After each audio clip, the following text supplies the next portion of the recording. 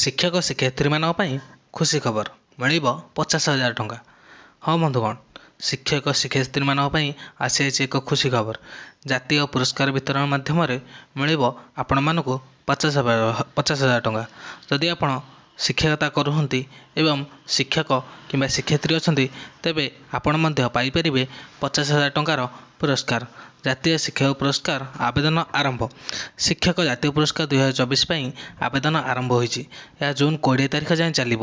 ଉଚ୍ଚ ଶିକ୍ଷାନୁଷ୍ଠାନ ଓ ପଲିଟେକ୍ନିକ୍ର ଶିକ୍ଷକଙ୍କୁ ଏହି ପୁରସ୍କାର ଦିଆଯିବ। 2ଟି କାଟେଗୋରୀରେ 35ଟି ପୁରସ୍କାର ଦିଆଯିବ। ପୁରସ୍କାରରେ ମେଡାଲ, ସାର୍ଟିଫିକେଟ୍ ଓ 50,000 ଟଙ୍କାର ଅର୍ଥରାଶି ଦିଆଯିବ। ସେପ୍ଟେମ୍ବର 5 ଗୁରୁଦିବସ ଅବସରରେ ଚୟନ ହୋଇଥିବା ଶିକ୍ଷକଙ୍କୁ ପୁରସ୍କୃତ କରାଯିବ। ଏନେଇ କେନ୍ଦ୍ର ଶିକ୍ଷା ମନ୍ତ୍ରଣାଳୟ ପକ୍ଷରୁ ଗାଇଡଲାଇନ୍ ପ୍ରକାଶ ପାଇଛି।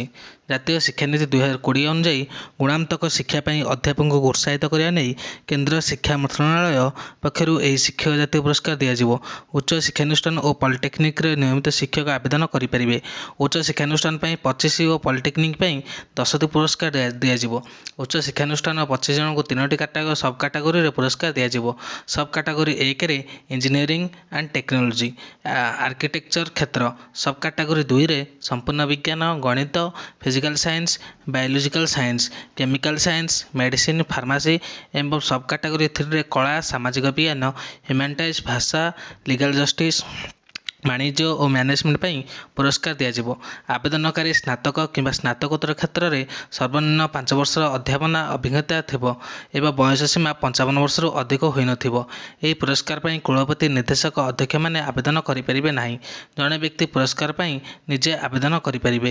ଏଥିସହ କୌଣସି ବିଶ୍ୱବିଦ୍ୟାଳୟର ଅବସରପ୍ରାପ୍ତ କୁଳପତି, ଶିକ୍ଷାନୁଷ୍ଠାନର ଅବସରପ୍ରାପ୍ତ ନିର୍ଦ୍ଦେଶକ ଓ ଅଧ୍ୟାପକମାନେ ଅବସର ନେଇଥିବା ଶିକ୍ଷାନୁଷ୍ଠାନର ନିୟମିତ ଅଧ୍ୟାପକ ନାମକୁ ସୁପାରିଶ କରିପାରିବେ। ରାଷ୍ଟ୍ରୀୟ ପୁରସ୍କାର www.awards.gov.in ରେ ଆବେଦନ କରିବେ ଆବେଦନକାରୀ। ଆବେଦନକାରୀ ନିଜ ବିଷୟରେ 800 ଶବ୍ଦର ବିବରଣୀ ଉଲ୍ଲେଖ କରିବେ। 4ଟି ପାରାମିଟର ତଥା teaching, learning, effectiveness, outreach activity, research and innovation ଏବଂ ଗବେଷଣା, ଅଧ୍ୟାପକ ବିକାଶ କାର୍ଯ୍ୟକ୍ରମ ଆଦି ପାରାମିଟରରେ ଚୟନ କରାଯିବ। ପ୍ରଥମେ ପ୍ରିଲିମିନାରୀ ସର୍ଚ୍ଚ କମ୍ ସ୍କ୍ରିନିଂ କମିଟି ଆବେଦନକାରୀଙ୍କର ଏକ ସର୍ଟ ଲିଷ୍ଟ ପ୍ରସ୍ତୁତ କରିବେ। ପରେ 5 ଜଣ ଜୁରିଙ୍କୁ ନେଇ ପୁରସ୍କାର ପାଇଁ ଚୂଡ଼ାନ୍ତ ତାଲିକା ପ୍ରକାଶ ପାଇବ। ତ ଇଏ ଥିଲା ଆଜିର ଅପଡେଟ୍। ଶିକ୍ଷକ ଶିକ୍ଷୟିତ୍ରୀମାନେ ପାଇବେ 50।